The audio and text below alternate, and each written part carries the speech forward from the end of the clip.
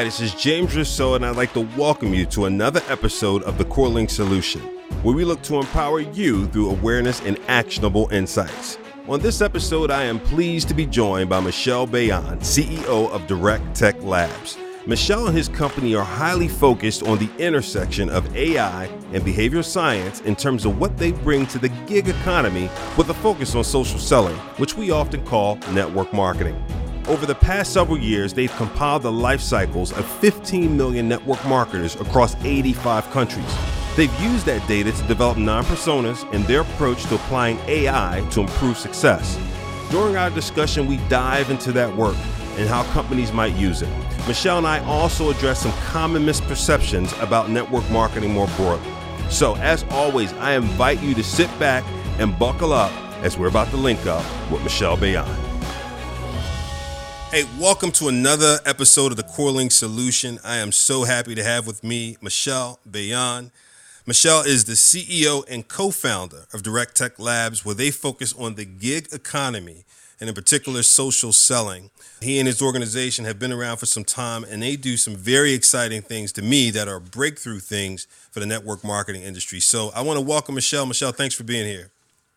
Thank you, James. It's a pleasure. Hey, man, I've been looking forward to this one. I know we met several years ago at the conference. I think it was a C-suite conference in Dallas, Texas, and you were leading the panel that myself and a few of my contemporaries had a chance to have a good discussion on. So I've been looking forward to this conversation. So why don't you take a few minutes and introduce yourself a little bit further?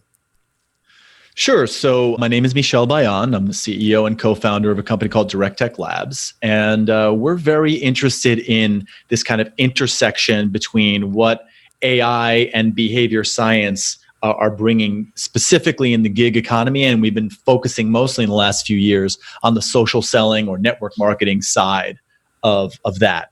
And so essentially what AI can do and what it's already doing to you and to me every day via Netflix or many of the companies that we pay money to every day is they use data about us and people like us and people that have come before us to identify different patterns of behavior that go through your life cycle with them. And once they understand which one of those patterns you're behaving like, they can give you a much more personalized experience, which means that the value that they give you is better in your experience watching Netflix or looking at the next YouTube video or even with your cell phone company or what offer your airline might give you. They can give you a much more personalized and valuable experience to you, which then translates to more value to them because your life cycle with them ends up longer and more valuable as well. So it creates a much more win-win type of relationship as opposed to like, what can I get out of my customer? It's what can I give to my customer or to my independent sales rep that makes them have a better life cycle. And in exchange, I get the value, some of the value of that life cycle too. Exactly. Absolutely. And, I always say if you're a fan of it, or, I think we all go both ways, right? We love it when we get those tailored offers at the right time that hit our sweet spot, right? That lean into our affinity to give us more what we love. And then sometimes when it doesn't come the right way, or we have our frantic moments, right? We say Big Brother is watching, right? So it's hard to find that happy medium sometimes. Yeah, well, that is the interesting thing about AI, right? Is that it's making a prediction of the future, and the future is not a guarantee. Right. The future is a probability of something that's likely to happen. And so, often it can be wrong, and sometimes you might end up getting something that you're like, how is this happen for me? Yeah. Exactly. So for people that may be listening that know Michel, that have spent some time with you, let's get to know you a little bit more. What's one thing that you might share that people may not know about you, that may shock them a little bit? You don't have to quite shock them, right? But something that they may not know, that may catch them off guard a little bit.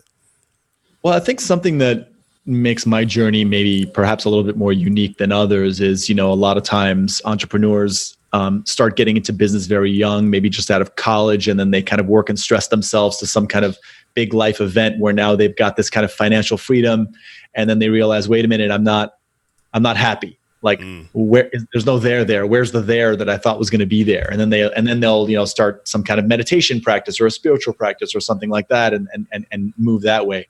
My journey was kind of the opposite. So I was actually a yoga teacher for 15 years. I have like 20 years of meditating.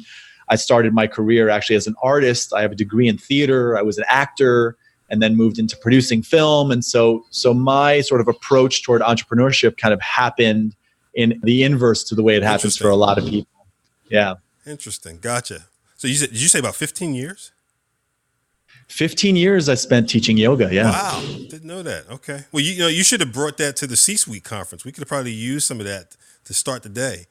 A little bit, start with some oming or something. Exactly. So actually, I don't know how people do it without it, because without those kind of practices that I literally lean on every day, multiple times a day, I don't know how I'd be able to keep it together trying to build, a hyper growth tech startup. It's like, I don't even know how I would do it. It's interesting you say that, because I started P90X, man, I'm going back to probably 2006, 2007. And as a part of P90X, the whole idea is muscle confusion, right? And what a lot of people don't know, if you've never done it, is you assume it's going to be all weights and whatnot. But actually, there's a decent amount of yoga within P90X too. There's, yoga days, and yoga's hard, right? And at first you kind of say, I don't need to do the yoga part, right? and then actually you do it, and you get how it works into the overall fitness and the mental health part of it too. And I've just recently started meditation and really understand the benefits of that too. So totally agree with you. So talk about your career a little bit. What have been some of the, I like to call them defining moments, or, those pieces of your career that you reflect on that you go, man, those are some of the pivotal parts of my career, if you will. What have been some of those things for you, Michel? Yeah, it's an interesting question. When I try to look back, given the history that I just kind of described to you, when I try to look back on how this journey has all sort of unfolded for me, I mean, all I can say is that it's funny, a lot of what we do is being in the prediction business, but I never would have been able to predict anything about how my life, unfolded. It's been this journey that if I want to look at, the common thread, has been about this ability to sort of really understand what makes people tick. And so it really started, from my dad, who was a pioneer in a field called psychoacoustics, which is the psychology of sound and music and how those can affect people's behaviors. So I was with my dad during like his research when I was a very young kid. One of my first jobs was demoing this music for people and asking them how they felt. And so I didn't really think about it until recently, how much that kind of thread of different points of my life and these different kind of moves through different parts of my career have all been guided by that same idea. So when I decided I wanted to be an actor, it was because I believed that telling stories would be a really strong way to influence people's lives. I could remember so many movies and performances that I had seen that were pivotal to my development growing up, of like setting a model of like how I thought life should or could be for me. Right. And I wanted to tell those kind of stories. And then getting into production was more about, wait a minute, it's really on the production side that you have so much more influence into how you can actually make that impact by telling the whole story, not just being a player in that story. Then that got me leading into business. And it's like, well, what does it take to get the money to do this? And how does all that work out? And having to market an independent film, looking into digital and all of that stuff was the next kind of moment of like, wait a minute, there's all this technology that's coming out now. The iPhone just came out. We're not shooting things on film anymore. It's all digital, and there's all this branded content. And that led me to being like, wow, all this technology can really move people either in a direction that's not good for them or a direction that is good for them. There needs to be more good guys. And I got getting more and more curious about how to use technology to affect people's behavior in a good way. Because one way or another, every piece of media and technology that you're exposing yourself to every day is affecting your behavior. Absolutely. It is forming the you that will be you tomorrow. Right. And I don't think there's enough people that really appreciate and take responsibility for being creators of that influence times hundreds of millions and now billions of people on the internet. Yeah. And when I got into network marketing, it was just one of those, happy accidents where I had a girlfriend who was a seller, introduced me to a guy who would become my first business partner, who was a leader in a company called Prepaid Legal, which is now actually Legal Shield, which is a company you know really well. And I realized, wow, I got into this thing and I looked at this whole world of just normal, everyday people that were forming community together with a shared mission to make an impact in the world and with goals to impact their financial well-being on a variety of different levels. Right. And then one of the things I noticed was, which is how we formed this company, was that there were a lot of things that the companies weren't taking advantage of how to help those people get to those goals. Gotcha. Man, that's a great background. And so, wow. So that was your introduction through your girlfriend who was selling you, probably accidentally, right? I don't think it was an accident. You don't think it was an accident? She couldn't help herself. Got to get my first sale. Got to get that first commission check. I don't think I was first, actually. I think I was like number 8 or 9. Gotcha. That's unique in that scenario. Yeah. Right. So now fast forward to Direct Labs and co-founding that and getting that going. How do you think about the future of the gig economy and social selling? How do you think about it? You know, where we started was at this idea of like, how can we take this AI technology and put it to use at better understanding the behaviors of social sellers and of the customers that they serve and recruit. And we started by asking ourselves the question, well, you know, there's over 100 million people involved in this space around the world, $189 billion market. So there's 100 million or so people here, but there's not 100 million different ways that somebody can start either buying or signing up to sell some product or service, go through some type of a journey of the value that they get and the value that they give to the company and so on, and then end that life cycle at some point. Right. How many different ways are there that it could actually go? It's not 100 million and it's not one. Right. And so now that we've got a database of, 15 million life cycles over 7 years in 85 different countries, we've found out that really there's only 9. And when we started to uncover that and look into, well, that's interesting. There's only 9 really kind of statistically relevant ways that a life cycle can go. One of them is not statistically relevant. It's so small, which is the people who earn like millions of dollars. It's such a tiny group. But the others are all like, healthy sized groups of people.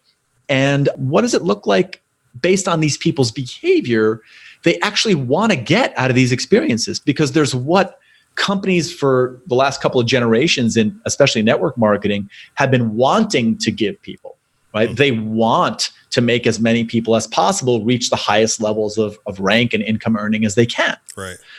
And their heart's in the right place. I mean, that's a great thing to want. And that's a great thing to wish you could get everyone to do. But the data shows that the vast majority of people never do that. And what we've uncovered is that most companies' kind of training and motivation regimen is pushing people toward that direction. What they're actually doing is pushing a lot of people out. And that they're actually shortening the life cycle and reducing the amount of value that they give to and get from a huge proportion of their people. And there's been a lot of talk about this kind of gig economy as it relates to network marketing. I really think, direct selling, the Avon lady of 1887, or Fuller Brush even before that, was the first kind of gig before they even called it a gig. Mm-hmm. And it was one of the first equal opportunity gigs. I mean, how many independent business owner opportunities were there for women in 1887? Wow. Yeah. When Avon started, right? I mean, there's a really great, wonderful, inclusive history in direct selling. And I really believe that the intentions have been there the whole time and that we've done a lot of good. And now we're uncovering this idea of the gig. And what that means to us is that different people have different capacities, different desires, and different goals with what they want to achieve out of being involved with one of these companies, from buying just one time and trying and never seeing them again, all the way to the top income earner, and then, basically 7 other ways in between. Wow.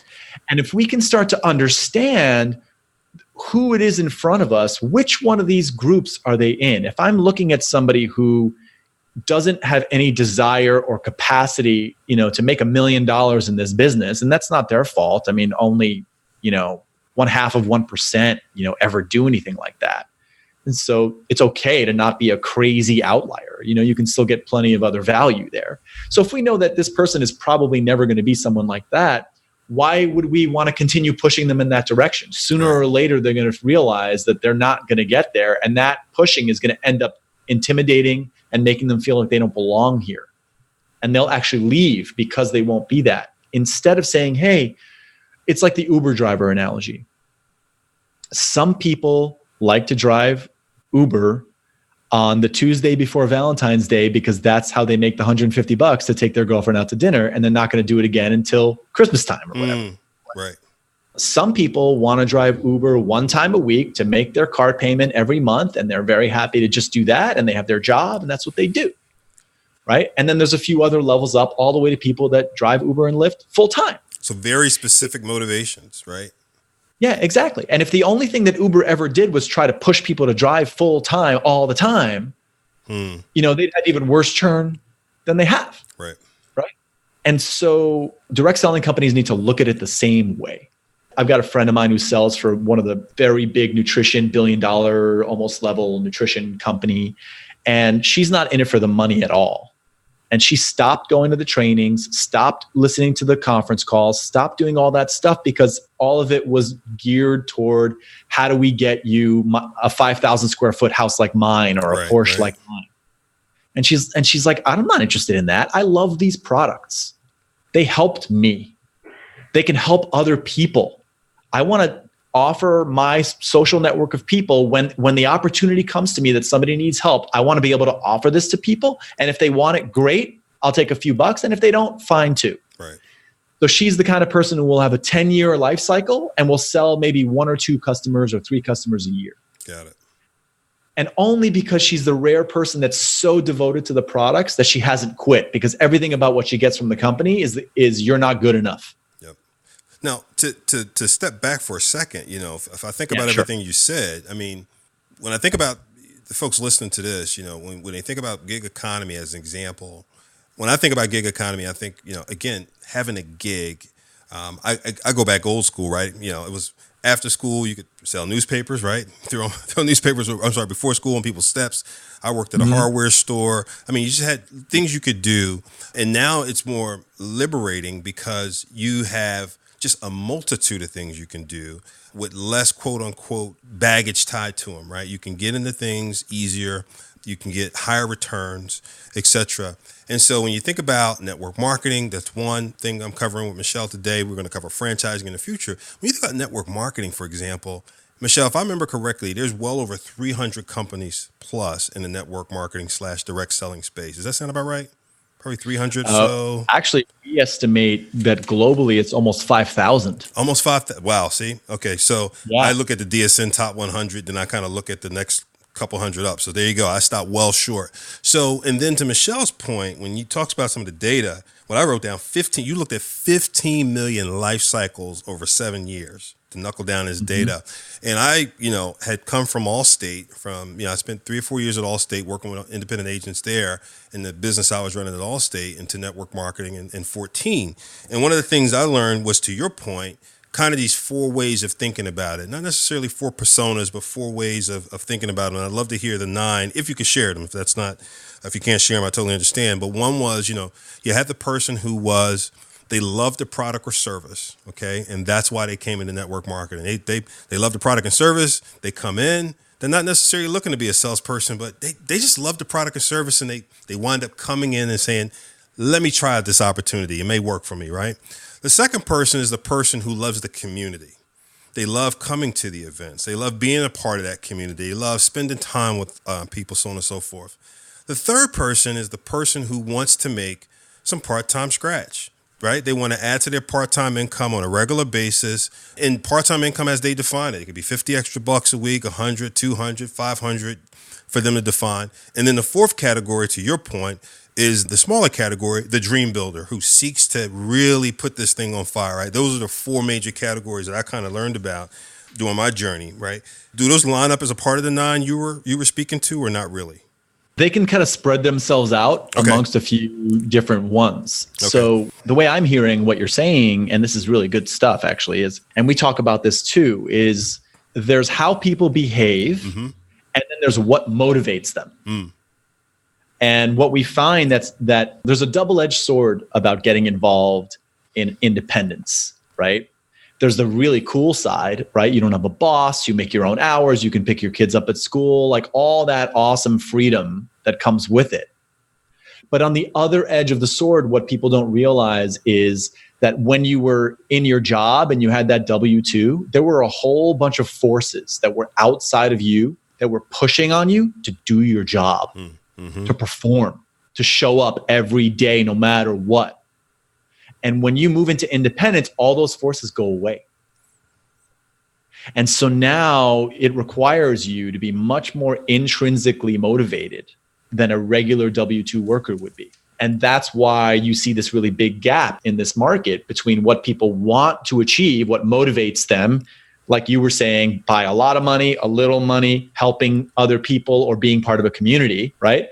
And so there's a gap between what they want to achieve and what they will do to actually get that. Yes. Right? And the way we're looking at it is how can we use things like these behavioral profiles, the 9 groups, like what you're saying, combining that together with what you're saying, which is I might have someone in group number 3 who's the kind of person who's going to make like $500 a month, and that's pretty much where they're going to be, right? That anyone in that group could be primarily motivated by money, primarily motivated by helping people, primarily motivated by being the center of the community, right?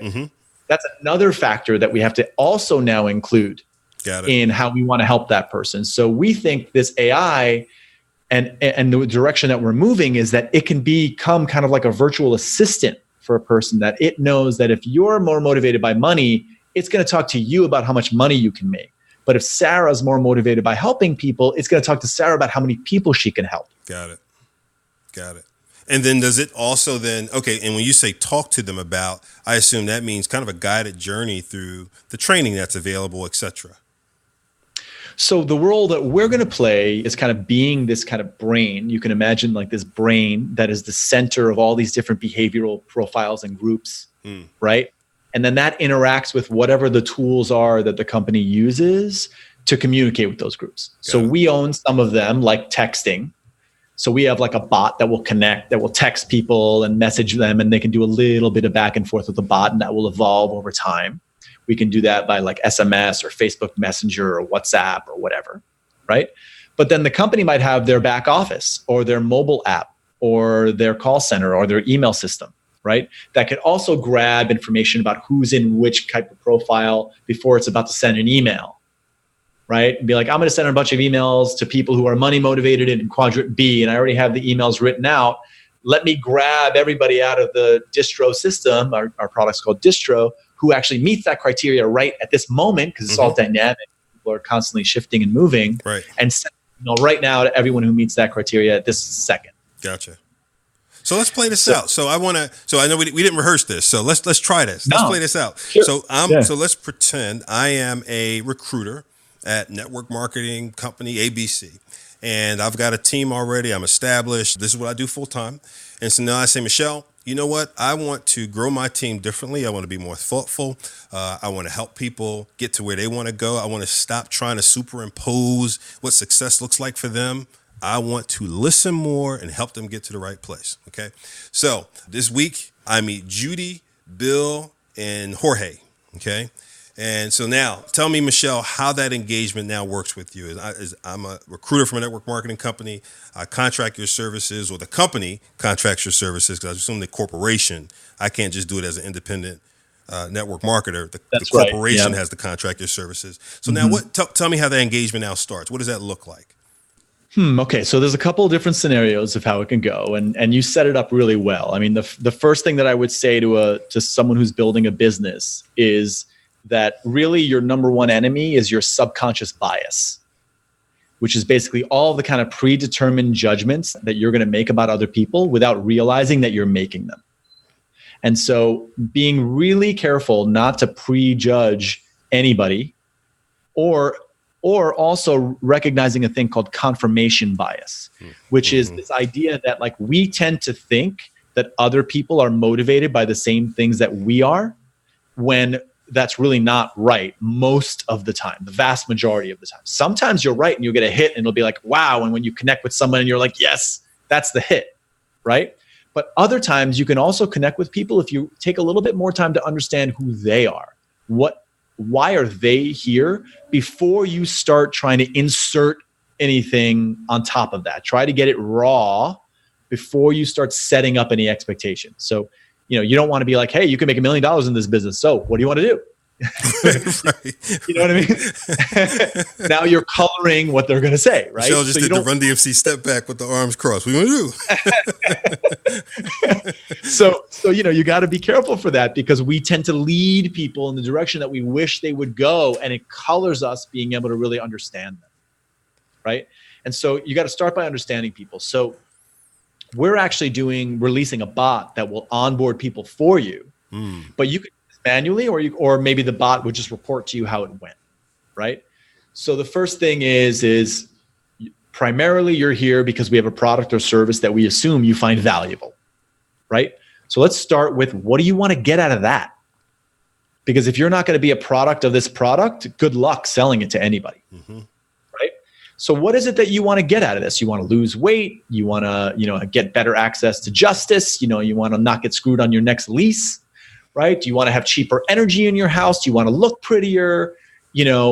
And there's a lot of nuance. An example we give is, if you join a weight loss program, you might ask somebody, well, what do you want to do? Do you want to look better? Do you want to feel better? Or do you want to perform better? Right? And based on the answer that they give you, you're already learning a lot about them. Absolutely. Right? If I'm primarily concerned about how I look, I'm a very different person that's primarily performed by how I perform, for example.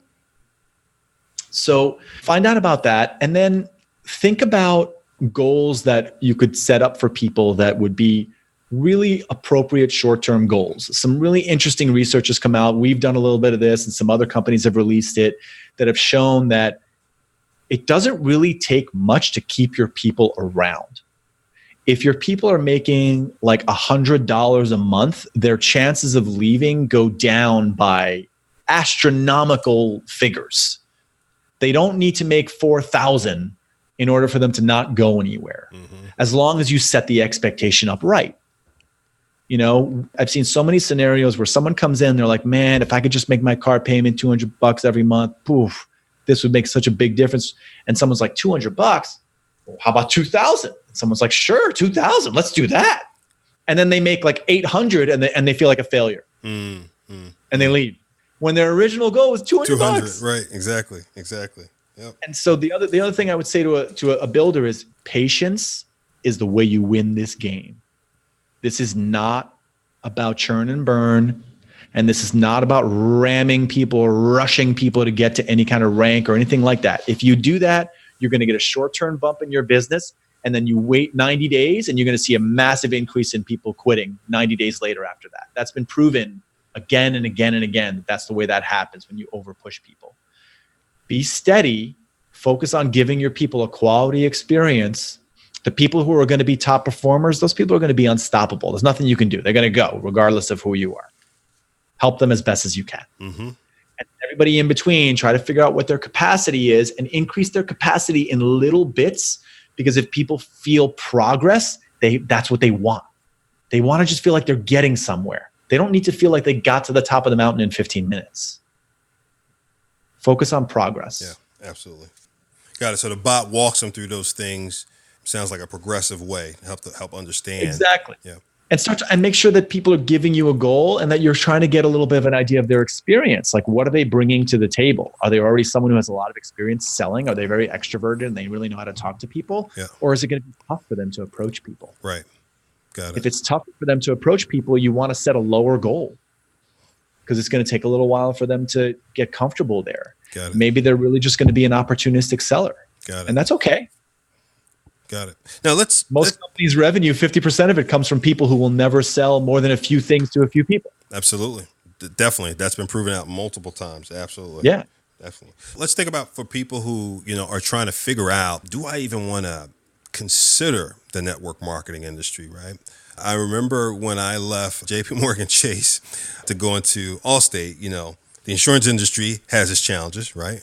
Well, even when I was in JP Morgan Chase, I was in credit cards. I used to have an aunt who was a school principal. And at that time, one of the things I was responsible for at Chase was credit cards for students at colleges. And my auntie would say, I can't believe you're selling credit cards to those kids at college, right? And now we get in trouble from my aunt. So then you go into insurance and you go, okay, is that one of the least liked industries? And then you go to network marketing, and the perception around network marketing publicly is challenged. It's been challenged for some time, right? Whether you watch the Netflix movie Betting on Zero and the whole problems that happened with, I think it was Humana, that movie was about, right?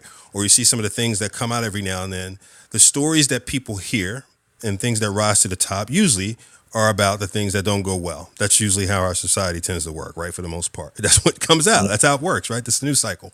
And so we hear that churn and burn, to the words you said. We hear that things don't go well. We hear that it's pyramid scheme. I think it's worth hitting some of those things head on from our experiences, right?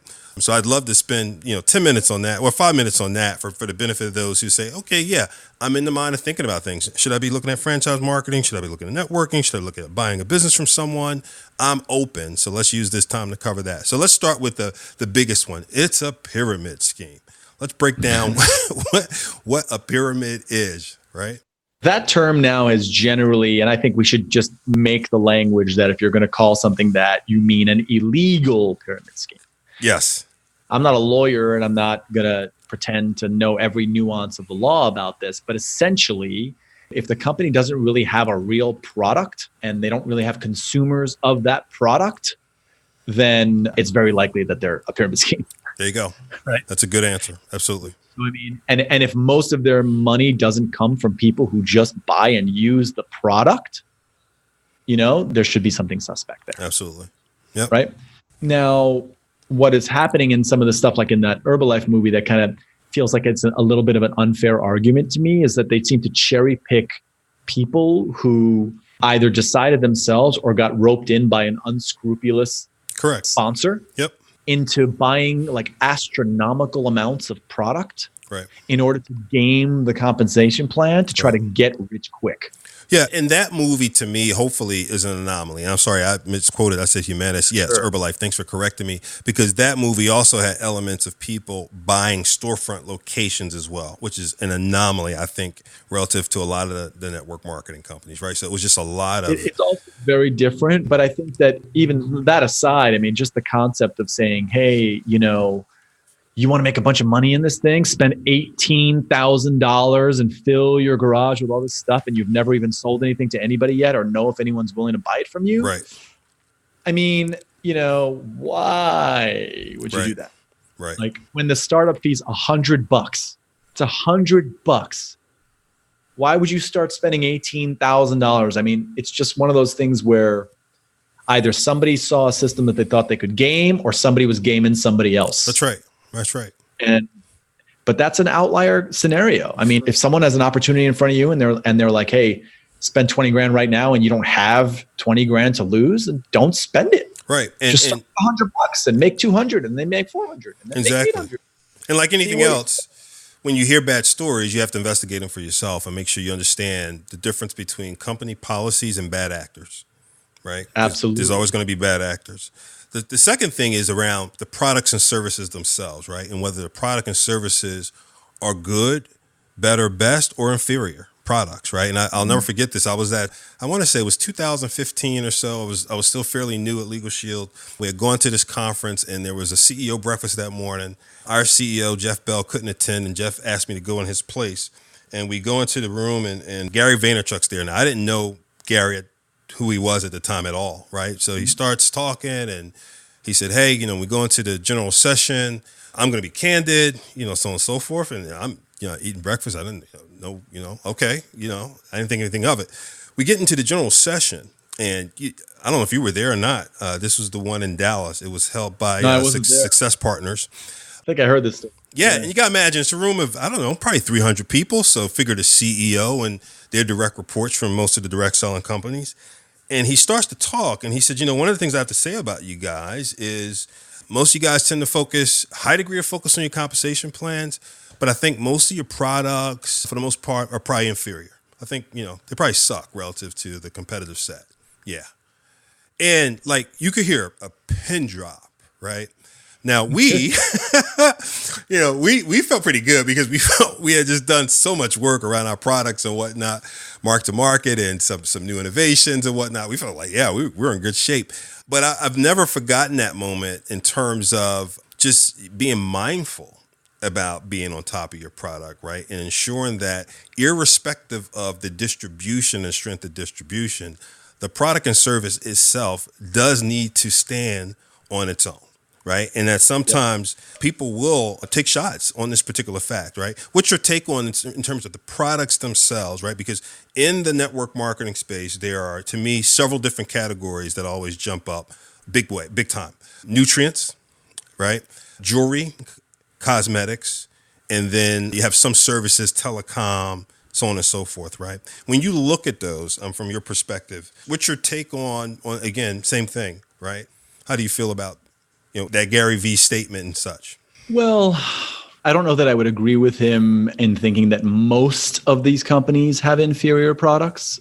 I would say that I see that less and less over my almost 10 years in this space now. 10 years ago, people would just lead with business opportunity and it was like, our products are great. But I think nowadays that direct sellers and network marketers know, and this has been for a few years now, know that the customer is the lifeblood of the business and that they need to have customers not just because the FTC says so, but because that's actually who pays them money every month. Is 80% of the money comes from people who never sell anything to anyone. I think they know now that they have to have a good product. Right. Now, what I will say though is that, what is a good product to you? Like take Avon and Beauty Counter, right? They both have very different philosophies about how they want to make product, right? There's some products that are more premium, that people will pay more money because they have more expensive ingredients, like cosmetics is a great example, and skincare is a great example. And there's some stuff that's still good, but some good lipstick that you can get for a lot less than other. And there's also some people that care about the ingredients. There's some people that don't want certain chemicals, right? Beauty Counter made a great business off of that they're not going to put any of these harmful or potentially harmful products into their products. And that's what they're going to stand for. Right. And they made a great job making that the community, making that the mission, and making that the product, right? Which is a great way to build a business. Exactly. I'm a big fan. I think they're doing a great job. And so it's a little bit of a nuanced question, or at least a nuanced answer. But going back to the idea of if we're speaking to people that are looking at an opportunity, ask questions like, what percentage of sales every month comes from people that are just buying products? Like, how many customers do you have, person who's recruiting me?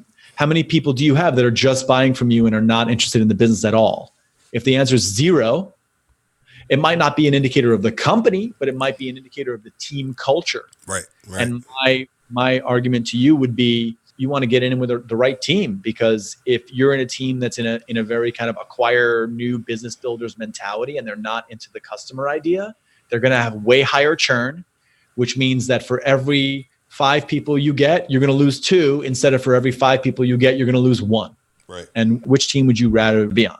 That's a great advice in terms of questions to ask. So if you're taking a list of questions to ask, that's a great one, right? So one was the earlier one of, always doing your research when people bring up things that say that happened to them. But the second one, Michel just pointed out, is a great one. What percentage, and most of the websites for the companies that you're looking at will post it. What percentage of sales come from pure retail sales, meaning not from a distributor, not from one of the people in the company, right? But from pure sales to someone else who's purchasing the product, not from a salesperson himself. That's a very important question. Yeah, just what percentage of people don't sell, or even if you wanted to, if you're not in a rush, right? I would definitely discourage any type of rushing with this type of model. It's the kind of thing that you're gonna need to come in open-minded. You're gonna need to come in open to learning a lot of things that you don't even know that you don't even know. And if you're not ready to learn and be coachable, I don't know, man. Right. Maybe the thing for you, maybe you should just drive Uber, right? 'Cause that's real easy. Right. You're not going to have to become a better human to be an Uber driver, right? You just have to be maybe a little bit better, but not like astronomically That's better. right. Direct selling makes you a better, you have to personally develop. You must do that. Yeah.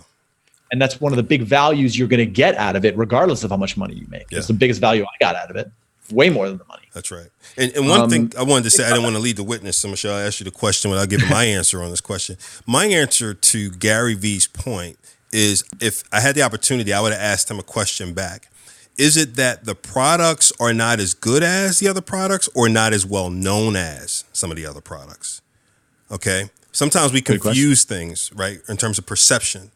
And they will not be as well known as, because different than the other products, most network marketing companies, almost to a company, are not going to spend money on above the line advertising and the tons of advertising, things like that. Why? Because the money goes to the distributors, meaning the independent business owners. So that's one of the major points to understand about the models of these companies, that as opposed to TV ads, radio ads, big magazine ads, whether it's front page, inside, etc., you won't see most of these product services advertised that way. Why? Because it's social selling based. The money is spent on the people, right? Development, compensation plans, events, so on and so forth, personal development, pouring into those folks so they can build their businesses to then go out and be the advertising for that product or service. You said it, man. And this is another really big thing, because what you're actually touching on is the whole why. Like, why for me am I even in this space? I don't have to be here. I could build a tech company in AI in a lot of areas, but why here?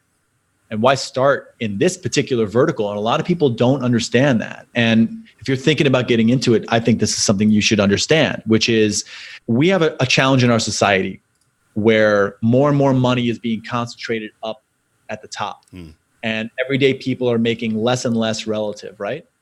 Direct selling is the exact opposite of that. Think about what this model is.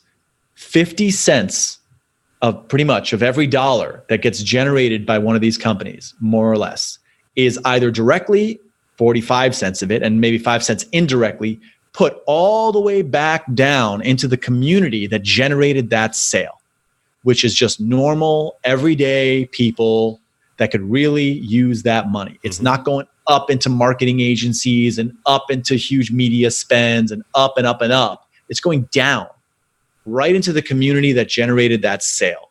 And to me, that's really deeply meaningful, because that the more and more companies that can operate under this model, the more and more money we can just have for normal, everyday people. Not that people shouldn't be rich. There should definitely be rich people. Right. Some people deserve to be rich, and that's okay.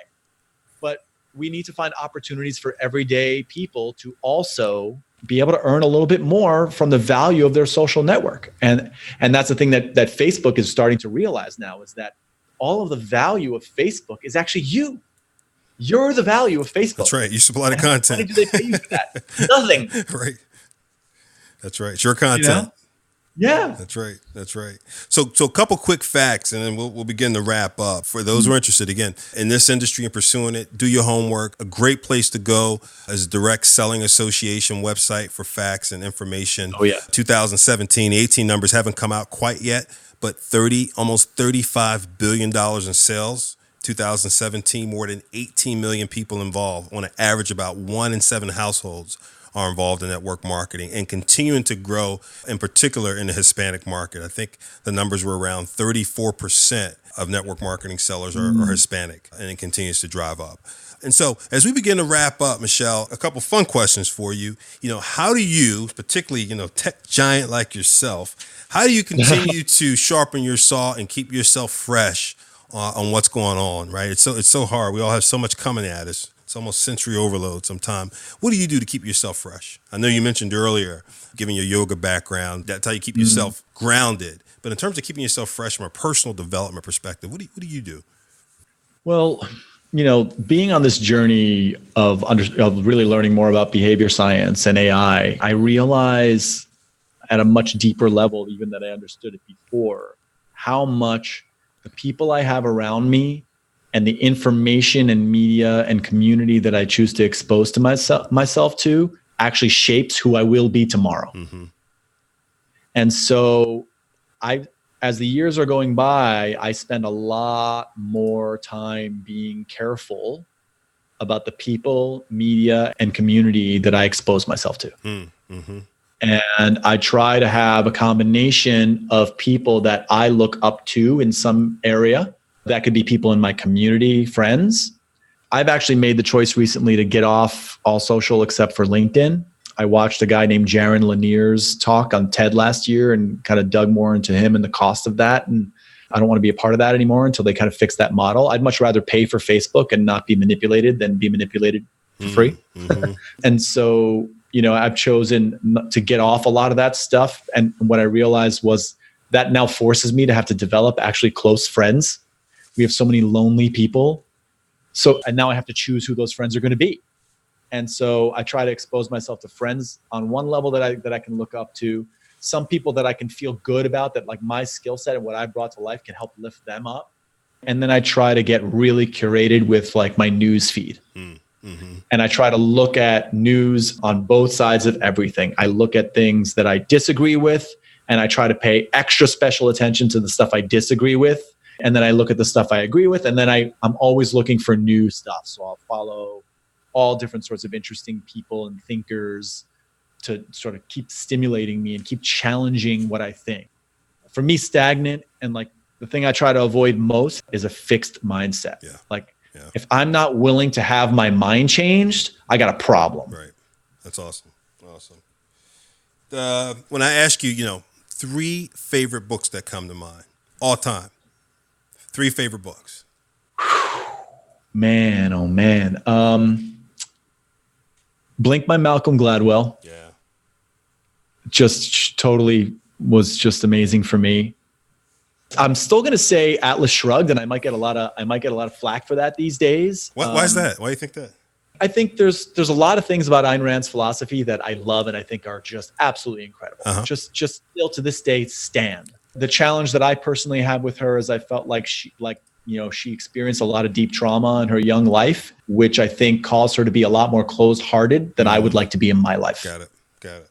And some of her philosophies, I think, reflected that. So I try to find a little bit more of a balance, although I do respect a lot of what she had to say. And I'm not a fan of throwing babies out with bathwater. Right. You should take good stuff from whatever. If you don't like something else, throw it away. But don't throw everything away just because you don't like one or two parts. Right.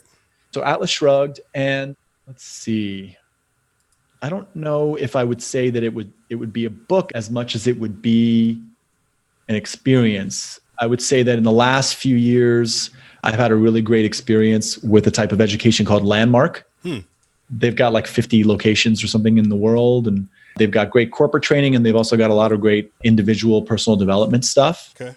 Those courses have really helped me become a better communicator. Oh, and a book. I got it. What's that? Huge one. It's one of the top ones for our company culture. It's called Nonviolent Communication. And just how to communicate with other people when you want to get through, and how to make sure that you're not going to bring people's defense systems up when you're really just trying to get through to them. Yeah, that's good. Last question for you. So now that you're all old and wise and everything, if you could go back and talk to the 20-year-old Michel, what would you tell him? I would just like appear and be like, yep, it's me. That's me. Listen, like I am here from the future. Just walk in. I am here from the future to tell you. At that time in my life, I had like quite an antagonistic relationship with my father, and so it was like no matter how right he was wrong. Uh-huh. And I was just toward the end of studying and getting my BFA in theater, and my dad was like, double major in business, and like not the nonviolent communication, right? So It was like I had my defenses up, right? And so I just was so resistant. I would have been like, dude, your dad can be right about something. You don't have to get a degree in business, but take the business classes. You're gonna wish you did it. Every now and then he's right. Yeah, exactly. And I would have gone back and I would have like minored in business or something. Oh, that would have made a big difference for me. That is funny. Yeah. That's funny. Hey, man, this was great spending time with you, and continued success to you and DirectTech Labs and all that you're doing, and looking forward to seeing a lot more of your success out there. Thank you, Michel, for spending this hour with us. Appreciate it. It's been my pleasure. Thank you so much. Thank you for linking up with me for another episode of the CoreLink Solution. You are informed, empowered, and can now be accountable. What were some of your takeaways from this episode? I always enjoy hearing from you, so please share. Additionally, if you have questions, hear some things that are new to you, or need some clarity on some of those things, I am here to serve. Go to our website at thecorelinkSolution.com/podcast. Right below the show notes, you'll see a comment section. Tell me about some of your takeaways from the episode. You can ask your questions, you can mention challenges in the areas that we cover, or tell me about guests you'd love to hear from. Alternatively, you can do the same through social media channels of Facebook, Instagram, or Twitter. Thank you as always for linking up, and I look forward to seeing you next episode.